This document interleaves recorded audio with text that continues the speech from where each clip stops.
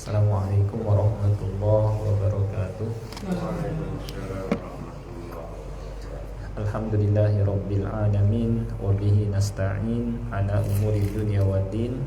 Asyhadu an la ilaha illallah al-malikul haqqul mubin wa asyhadu anna Muhammadar Rasulullah shadiqul wa'dil amin.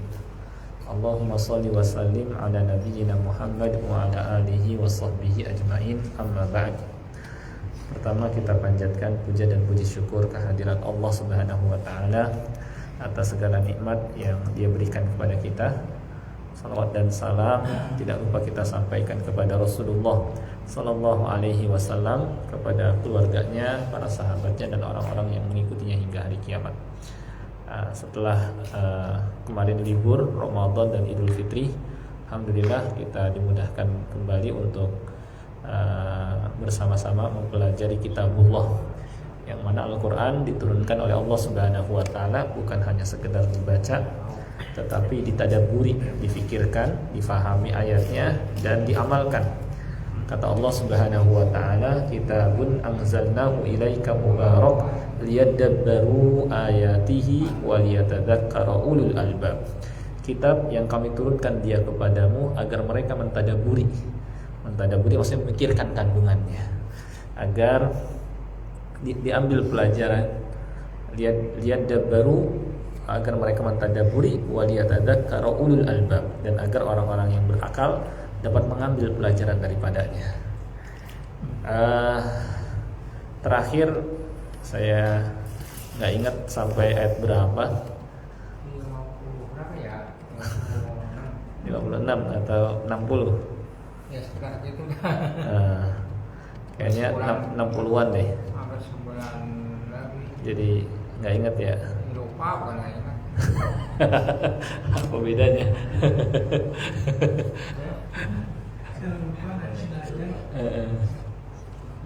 Baik. Kalau nggak salah kita masuk ke ayat 63 kemungkinan. Ya.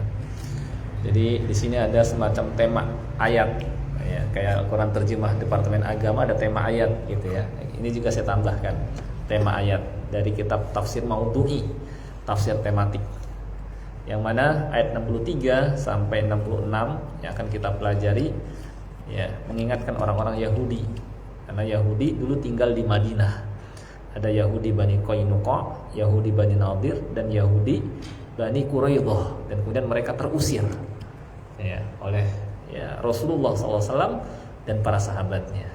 Bagaimana mereka istilahnya di zaman Nabi SAW ya,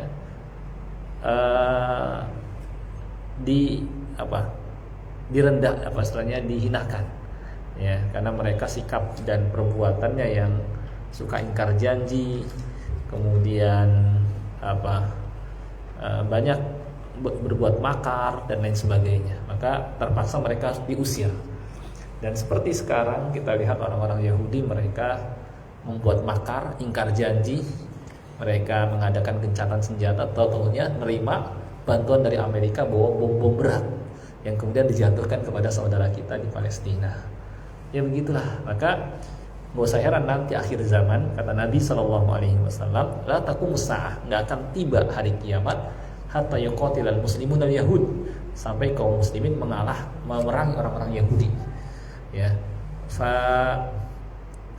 Kemudian orang Yahudi bersembunyi ya di balik batu, di balik pohon. Maka batu dan pohon akan berkata, ya muslim, ya Abdullah, wahai muslim, wahai hamba Allah, di belakang saya ada orang Yahudi, bunuh dia. Saking batu dan pohon bela orang muslim, karena tahu mungkin ya jahatnya orang Yahudi gitu ya. Ketika dunia diam, nanti benda mati bicara. Gitu ya. Dunia Islam pada diam, nanti yang bicara benda mati. Gitu. Kalau itu pohon benda hidup, maksudnya batu pun bisa bicara, saking memberikan pembelaan dan senang ketika orang Yahudi ini dikalahkan. Gitu ya.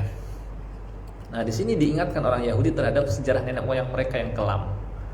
Yakni mereka berbangga dengan mereka keturunan. Tadinya ya Bani Israel kan dimuliakan di zamannya dulu gitu. Ya, maka diingatkan bahwa nenek moyang mereka itu banyak yang punya rekam jejak yang buruk gitu. gitu, supaya mereka nggak kepedean, merasa mereka yang berhak ya memimpin dunia ini. Dan bagaimana mereka karena durhaka kepada Allah mendapatkan hukuman, dan bagaimana mereka suka melanggar perjanjian dan tidak mau melaksanakan syariat Allah Subhanahu wa taala yang Allah turunkan, sampai Allah angkat gunung ke atas kepala mereka yang akan ditimpakan kalau mereka nggak ngambil dan pegang teguh perjanjian. Allah berfirman, kita baca bersama-sama ya, saya bacakan dulu. A'udzu billahi minasy syaithanir rajim. Silakan.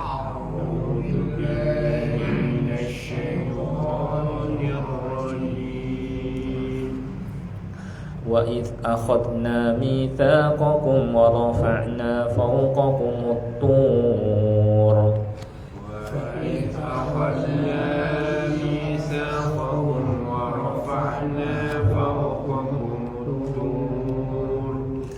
وَرَفَعْنَا فَوْقَكُمُ الطُّورَ خُذُوا مَا آتَيْنَاكُمْ بِقُوَّةٍ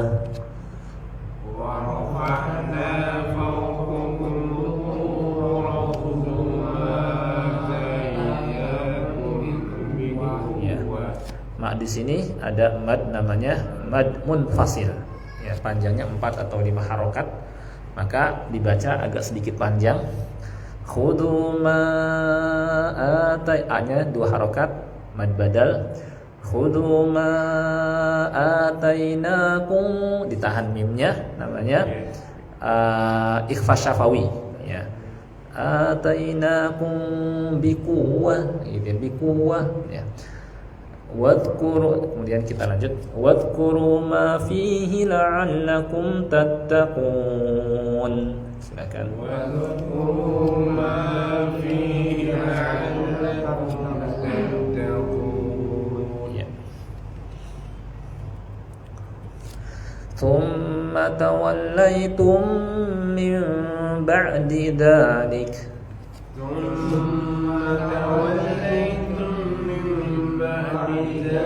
Ya, ditahan sedikit. Min ba'di dhalik, gitu ya. Ya. Falawla fadlullahi 'alaikum wa rahmatuhu lakuntum minal khasirin.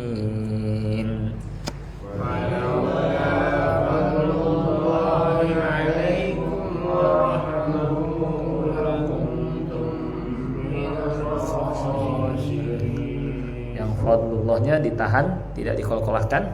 Falaula fadl, ya, fadl. Falaula fadlullahi 'alaikum wa rahmatuhu lakuntum, ada ikhfa sedikit tapi tidak dimunyangkan mulutnya. Lakuntum minal khasirin, gitu ya.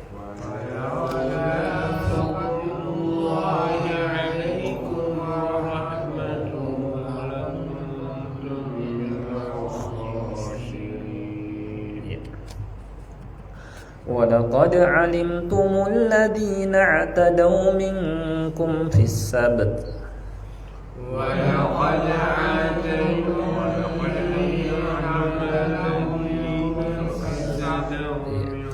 فِي السَّبْتِ. Nah, baknya qalqalah, kemudian ketemu tak, ada hamas sedikit.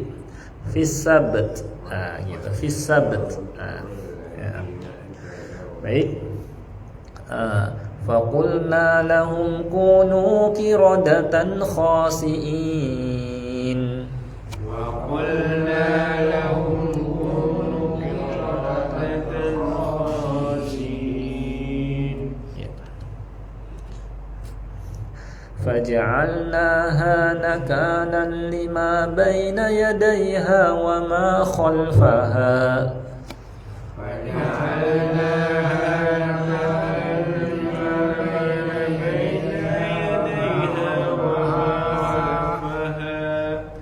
وما خلفها وموعظة للمتقين.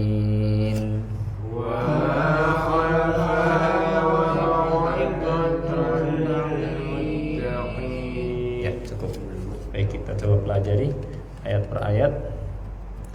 Firman Allah Subhanahu wa taala, wa id akhadna, dan ingatlah ketika kami mengambil janji kamu. Ya. Apa maksud janji di sini? Ya. Yakni mereka diperintah untuk beriman kepada Allah dan hanya beribadah kepada Allah saja, serta beriman kepada rasul-rasulnya yang datang ya setelah Nabi Musa, seperti Nabi Isa dan Nabi Muhammad SAW. Jadi mereka diambil perjanjian, pokoknya kalian harus nyembah kepada Allah saja, dan kalian harus beriman kepada rasul-rasul yang datang setelah Nabi Musa. Ya. Nabi Isa harus diimani, Nabi Muhammad SAW harus diimani. Bahkan supaya mereka nerima perjanjian itu, kata Allah, wa rafa'na fawqakumut tur, dan kami angkat gunung di atasmu.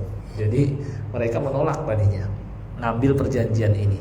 Akhirnya supaya nerima, jadi susah sekali, ngeyel banget orang Yahudi gitu ya dari dulu.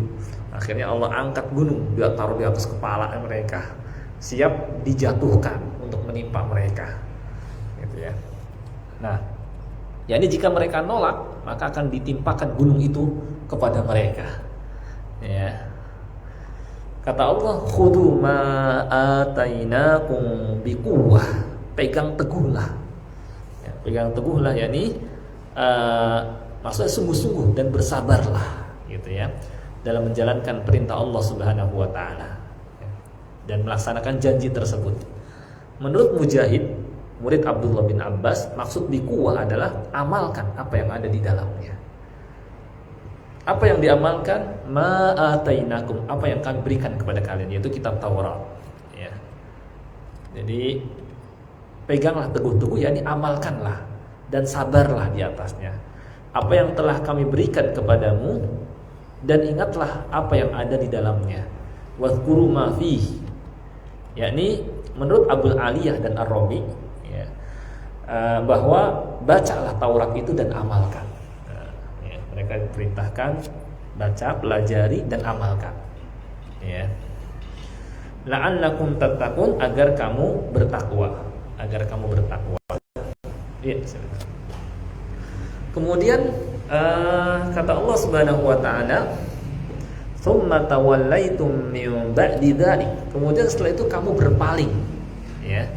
Yakni menolak atau tidak mau mengamalkannya setelah sekian kalinya, berkali-kali menolak, ya. Kemudian setelah itu kamu berpaling, yakni setelah sekian kalinya, ya. Kemudian falaula fadlullahi alaikum wa rahmatuhu lakuntum minal khasirin. Kalau bukan karena karunia Allah dan rahmatnya kepadamu, tentulah kamu termasuk orang-orang yang rugi.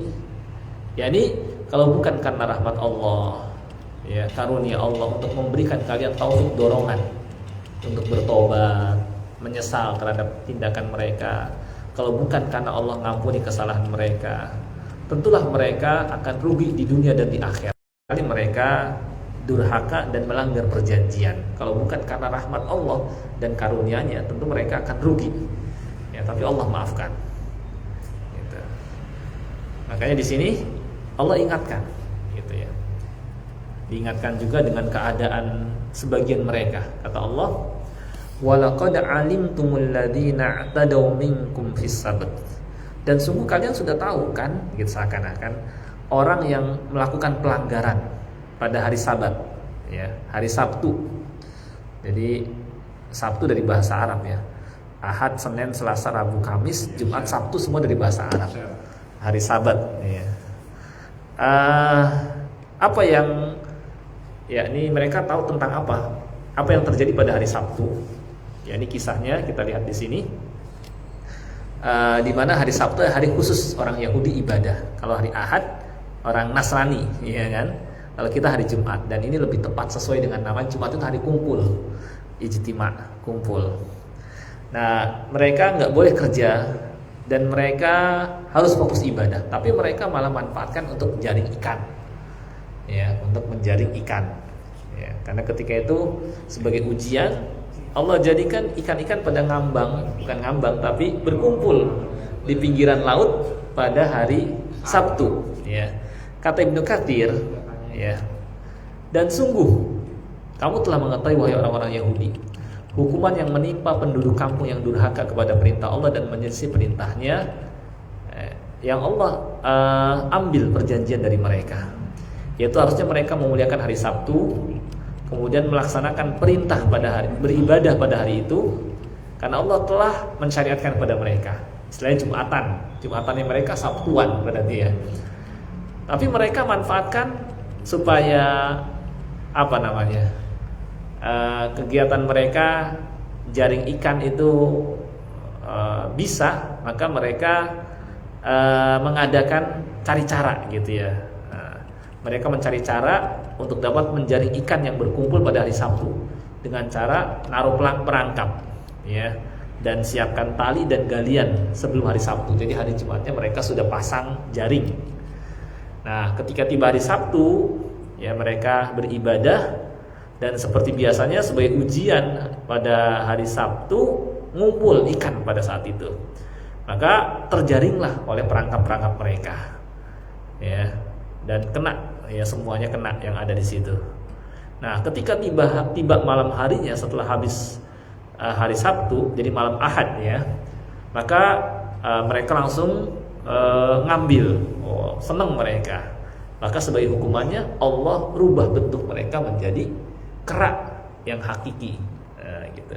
Dimana kera adalah binatang yang paling mirip ketika ya dengan manusia dalam penampilan luarnya, ya. Tapi bukan manusia hakiki. Jadi maksudnya kera ya seperti itu.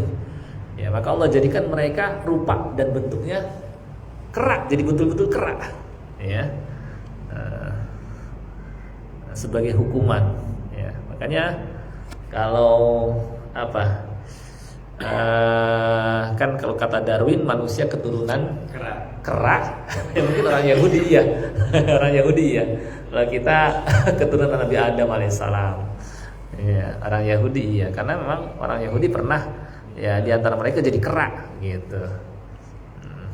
Cuma di sini akan diterangkan mereka cuma hidup sebentar, setelah itu mereka mati, gitu. Jadi Allah rubah bentuk mereka jadi kera. Ya. Ini demikianlah amalan dan tipu daya mereka, karena mirip dengan kebenaran di luarnya, namun menyelisihi batinnya. Maka mereka dibalas sesuai dengan amal yang mereka kerjakan.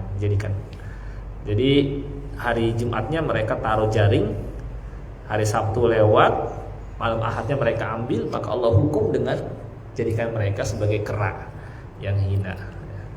Nah, kalau untuk cara membantah untuk orang yang mengatakan bahwa manusia keturunan kera, tinggal ini aja kita sampaikan kepada mereka yang menyatakan siapa yang merasa keturunan kera tunjuk tangan, ya gitu. Dan siapa yang merasa keturunan Nabi Adam tunjuk tangan. Saya yakin nggak ada yang tunjuk tangan ketika ditanya siapa yang keturunan kera, nggak ada yang mau. Itu pun sudah cukup buat membantah mereka yang mengatakan manusia keturunan kera, ya. Dan kisah ini ada di dalam surah Al-A'raf ayat 163. Nah, ketika itu Allah berfirman, "Faqulna lahum kunu qiradatan khasiin." Kami berfirman kepada mereka, jadilah kalian kera yang hina. Maka jadilah mereka kera. Qiradatan khasiin, ya. Dan diterangkan ini panjang lebar di surah Al-A'raf, mereka cuma berapa hari setelah itu mereka mati. Gitu ya. Kata Allah, faja'alnaha nakalan lima baina yadayha. Maka kami jadikan peristiwa itu sebagai peringatan bagi orang-orang yang ada pada masa itu, supaya jangan melanggar perjanjian, jangan suka berbuat maksiat, gitu ya. Peringatan nih Allah hukum, ya. Dan sebenarnya bukan hanya orang dulu saja, orang sekarang pun, ya. Kita dengar, ya, ada kejadian-kejadian satu kampung yang biasa berbuat maksiat, ada yang Allah Subhanahu wa Ta'ala tenggelamkan kampung tersebut. Itu sebenarnya harusnya nggak diambil pelajaran. Ini orang-orang yang berbuat maksiat seperti ini, gitu. Kalau dulu di masa di zaman Bani Israel, ya, mereka dihukum juga agar jadi pelajaran bagi orang yang hidup ketika itu dan bagi generasi setelahnya. Kita pun harusnya juga ketika ada peristiwa-peristiwa kampung ditenggelamkan, ya, kemudian sampai nggak ada lagi, ya, karena terkubur dalam tanah. Oh ini nih hukuman Allah, maka kita ambil pelajaran. Wa ma khalfaha, dan bagi orang yang datang kemudian, sehingga hujah telah tegak dan mereka harusnya tidak lagi berbuat maksiat. Dan itu juga faedahnya wa mau'izatan lil muttaqin, agar menjadi pelajaran bagi orang-orang yang bertakwa, ya, supaya mereka semakin takwa, ya. Menurut jumhur mufassir, mayoritas para mufassir, bahwa orang Yahudi yang melanggar ini, yang harusnya mereka fokus beribadah di hari Sabtu, malah cari cara supaya bisa ngambil ikan-ikan dengan pasang jaring, mereka betul-betul jadi kera. Hanya saja mereka tidak beranak, berarti nggak berketurunan, ya, nggak ada keturunan. Tidak makan dan minum, sehingga mereka nggak hidup lama dan hanya hidupnya cuma 3 hari saja. Ini menurut mayoritas para mufassir. Al-Aufi meriwayatkan dari Ibnu Abbas, kata Ibnu Abbas, maka Allah jadikan mereka kera dan babinya khinzir, ya. Dia menyebutkan bahwa yang mudanya jadi kera, sedangkan yang tuanya jadi khinzir. Ya, seperti ini kata Ibnu Abbas, ya. Kata Qatadah, ya, orang itu pun menjadi kera yang berkerumun dan memiliki ekor setelah sebelumnya mereka sebagai laki-laki dan wanita. Jadi betul-betul jadi kera yang ngumpul. Kalau kera kan pada ngumpul biasanya, ya. Dan memiliki ekor setelah sebelum mereka padahal ada laki-laki dan perempuan, ya. Kata Ad-Dhahhak dari Ibnu Abbas, maka Allah rubah bentuk mereka jadi kera karena kemaksiatan mereka, ya. Mereka tidak hidup di bumi selain 3 hari, ya. Tidak ada yang dikutuk dengan perubahan bentuk yang dapat hidup lebih dari 3 hari. Ia tidak makan dan minum dan tidak berketurunan, ya. Nah, Allah Subhanahu wa taala telah menciptakan kera, khinzir, babi dan semua makhluk dalam waktu 6 hari, ya, setelah Allah sebutkan seperti yang Allah sebutkan dalam kitabnya. Lalu dia merubah bentuk mereka itu, ya, menjadi kera. Demikianlah Allah berbuat yang Dia kehendaki, ya, kepada siapa yang Dia kehendaki dan mengubahnya sebagaimana yang Dia kehendaki. Ini kata Ibnu Abbas juga. Jadi intinya mereka betul-betul jadi kera. Sebagian mengatakan jadi babi yang tuanya, gitu ya. Dan mereka hidup hanya 3 hari, setelah itu mati. Dan ini sebagai pelajaran bagi orang yang berbuat maksiat, supaya hidup pada saat itu dan bagi generasi setelahnya, juga pelajaran bagi orang-orang yang bertakwa agar mereka semakin menjaga diri dan tidak melakukan kemaksiatan. Baik, saya kira sedikit aja dulu, ya. Mungkin Pak Bambang biasanya ada tambahan-tambahan ini. Ada mungkin apa yang kita bisa tarik lagi nih, pelajaran apa nih? Ada diskusi nih.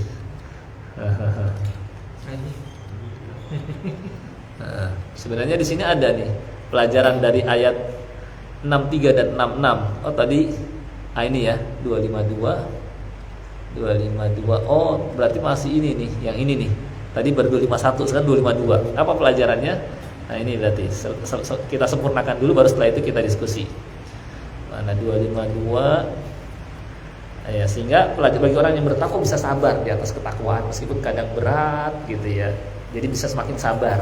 Hidup dunia hanya sebentar, gitu. Dan peringatan itu hanyalah bermanfaat bagi orang-orang yang bertakwa. Imam Abu Abdillah Ibnu Battah, ya, menyebutkan sebuah riwayat dari Nabi SAW dengan sanad, ya, dari Ahmad bin Muslim bin Muhammad bin Muslim, dari Al Hasan bin Muhammad bin As-Sabah Az-Za'farani, dari Yazid bin Harun, dari Muhammad bin Amr, dari Abu Salamah, dari Abu Hurairah, wa Rasulullah SAW bersabda, la tartakibu martakabal yahud fatastahillu maharimallah bi adnal hiyal. Janganlah kalian melakukan seperti yang dilakukan oleh orang-orang Yahudi. Mereka menganggap halal apa yang Allah haramkan, ya, larangan Allah, dengan cara tipu daya yang sangat rendah, ya, supaya menyiasati lah supaya nggak terkena larangan. Akhirnya mereka gini aja, kita buat jaring di malam di hari Ahad Jumatnya, gitu. Ini kan tipu daya, cari celah dalam beragama supaya halal apa yang Allah haramkan. Akhirnya mereka dihukum jadi kera, gitu. Kata Ibnu Katsir, kalau tadi hadis ini jayyid, sahih, ya, dan para perawinya sesuai syarat sahih, kitab sahih. Nah, dari ayat di atas kita dapat menarik banyak pelajaran. Seperti yang diterangkan oleh Abu Bakar Al-Jazairi dalam tafsirnya. Pertama, wajibnya memenuhi perjanjian ketika sudah diadakan. Ya, orang Yahudi suka melanggar janji sehingga keturunannya ikut-ikutan sampai sekarang. Yang kedua, wajibnya berpegang teguh dengan syariat Allah Subhanahu wa taala. Berpegang dengan Islam dan ajarannya. Gitu ya, enggak cuma KTP doang. Karena Allah perintahkan, ya ayyuhalladzina amanu dukhulu fis-silmi kafah. Masuklah ke dalam Islam secara keseluruhan. Gitu. Jadinya berpegang teguh, istilahnya bukan hanya KTP-nya Muslim, tapi pun kesehariannya hendaknya mengamalkan ajaran Islam. Ya. Demikian pula agar kita ingat syariat Islam, ya, dan tidak melupakannya. Ya, dengan kita mempelajari agama Allah ini membantu kita ingat dan mengamalkan. Ya. Kemudian ketakwaan seorang hamba tidaklah sempurna sampai dia berpegang teguh dengan syariat. Ya, semakin sempurna ketakwaannya. Yang keempat, haramnya mencari celah untuk menghalalkan yang haram. Ya, bekerja di hari Sabtu ketika itu haram. Nah, supaya jadi halal bagaimana? Mereka itu buat celah gitu ya. Dan akibat mereka yang membuat celah itu ya dihukum oleh Allah Subhanahu wa taala dengan dijadikan kera tadi ya. Yang kelima, terkadang Allah menyegerakan hukuman kepada sebagian pelaku maksiat di dunia sebelum di akhirat agar jadi pelajaran bagi manusia sehingga mereka tidak berani mendatangi larangan Allah Subhanahu wa taala. Nah, ini di antara pelajaran yang harus kita ambil. Jelas insyaallah ya, semakin paham ya maksudnya ya. Mungkin ada yang ingin ditambahkan, silakan. Ustaz. Ya, silakan Pak. Iya betul. Jadi para ulama menyatakan ya, tidak menyebut suku Islam itu 5. Itu pilar ya, apa namanya? Yang itu yang pokok ya. Betul. Terus kalau dari 5 rukun itu ada yang puasa dan haji ketika ditinggalkan, ada juga yang ditinggalkan seperti zakat, sholat, kemudian punya zakat itu perlu dikurangi ya, zakat. Visi apa? Terus para ulama itu itu 5. Sehingga kalau dia tinggalkan belum apa tidak menyelesaikan tidak bisa ya. Jadi intinya adalah bahwa di antara syariat Islam ini ya ada yang wajib dan ada yang sunnah. Ada yang kita mampu kerjakan dan ada yang tidak kita mampu gitu. Yang wajib itu kan rukun Islam ini kan di antara yang wajib gitu. Maksudnya yang harus kita lakukan semuanya ya. Cuma yang satu ini diberikan apa namanya? Kesempatan, kemampuan. Kalau kita nggak mampu, maka Allah maafkan gitu. Maka kalau kita istilahnya karena kondisi kita tidak mampu, nggak kemudian kita dianggap muslimnya nggak jelas, enggak. Bahkan tetap muslim. Bahkan tetap istilahnya bisa sempurna karena seorang ketika telah berusaha mengarah kepada kesempurnaan cuma karena kondisi, maka dia dianggap seperti melakukannya. Ketika punya niatan, saya kalau saya punya uang, saya mau naik haji, saya kalau punya uang, saya ingin melakukan ini, melakukan itu, maka dia dianggap melakukannya. Itu yang pertama.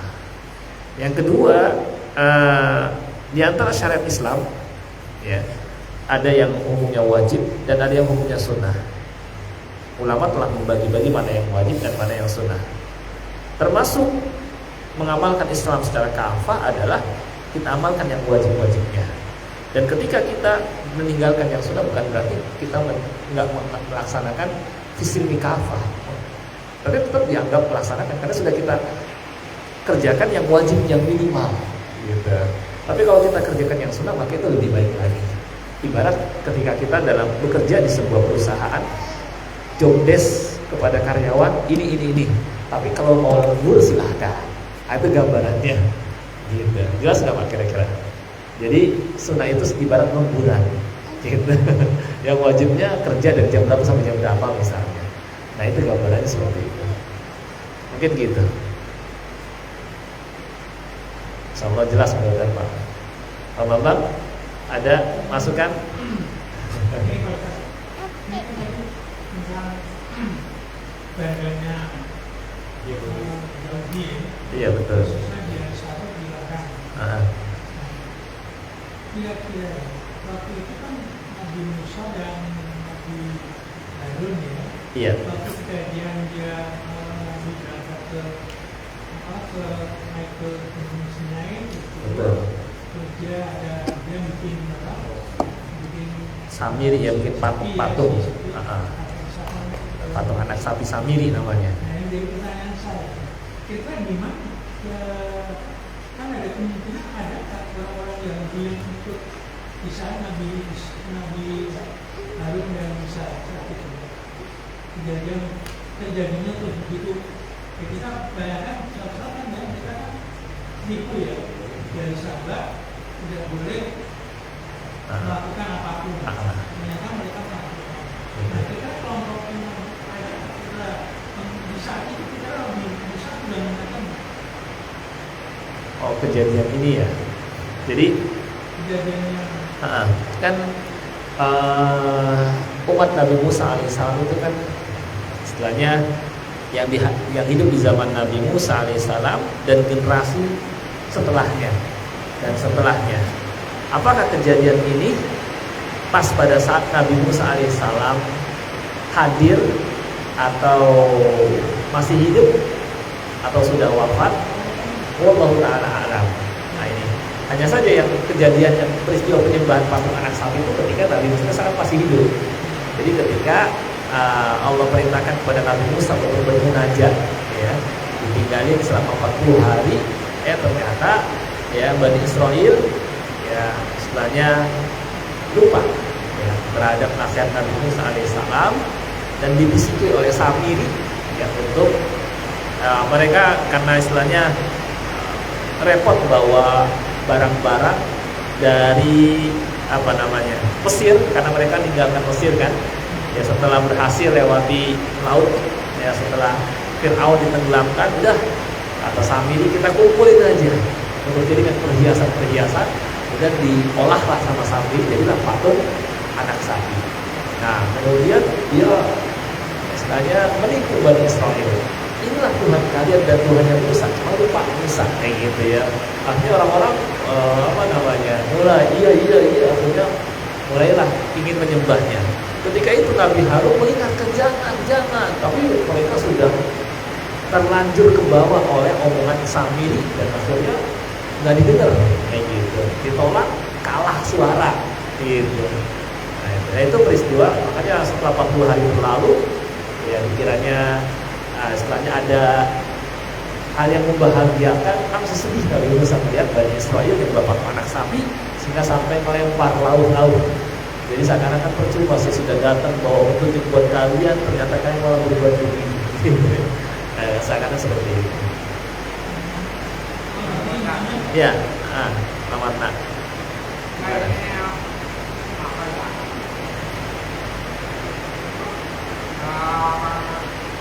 Perintah ini hanya berlaku orang Yahudi aja, apa yang buat orang Islam itu buat pelajaran. Apa itu? Itu mah syariat zaman dulu. Nggak berlaku, enggak, karena sudah mansuh. Kalau kita fokus di hari Jumat. Nah, pertanyaan, apakah kemudian kita sama? Kalau Jumat kita nggak boleh kerja? Jawabnya beda syariat. Karena ada ayat di surah Al-Jumu'ah, fa'idza qudiyatis shalah fantashiru. Apabila salat sudah ditunaikan, silahkan bertebaran. Menunjukkan apa? Syariat Nabi Muhammad SAW jauh lebih ringan daripada syariat Nabi Musa. Nggak berlaku gitu. Syariat Nabi Musa itu udah nggak boleh kerja itu di hari Sabtu. Kan begini tadi, istilahnya kan namanya hukuman tersebut orang Yahudi. Betul. Kita juga bisa menjadi Pelajaran. nasihat buat kita. Betul. Jadi apapun yang Allah perintahkan kepada kita ya sebisa mungkin jangan dilarang, jangan Betul. Mungkin satu titiknya ke situ. Betul. Mungkin saya ingin bertanya kan, ini kan kejadiannya Yahudi, Yahudi yang singkirnya dari Mekah itu zaman Rasulullah. Betul. Iya. Sementara Sekarang mereka malah ngusir saudara kita dari Palestina. Sekarang ini gitu. Ya itulah ketika umat dunia Islam. Enggak, saudara kita di Palestina sekarang ini udah dibom-bomin dan mereka sebagian istilahnya yang berada di pinggiran Rafah, Mesir, itu disuruh ke Mesir, diusirlah dari negerinya. Gitu, saudara kita di Palestina, sebagian dihabisi, mereka udah nggak ada kehidupan lah istilahnya, karena udah merata ya, bom-bom itu diratain juga, bangunan semua rata gitu. Itu kan betapa ya istilahnya kejam sadisnya orang Yahudi. Nggak tahu ini bisa sampai ya.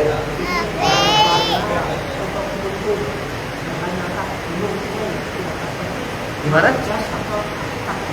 Apa gimana? Itu hakikat. Bukan hakikat itu, betul Allah angkat karena mereka suka pertama ingkar janji dan nggak mau nurut.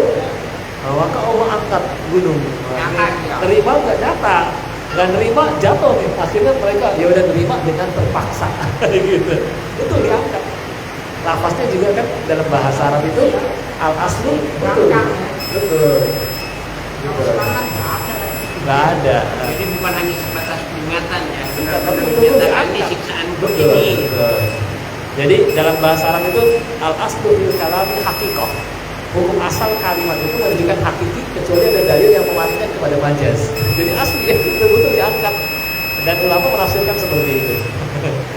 Baik, saya kira cukup ya Pak. Sedikit-sedikit yang penting ada bayangan dan gambaran dan semakin paham.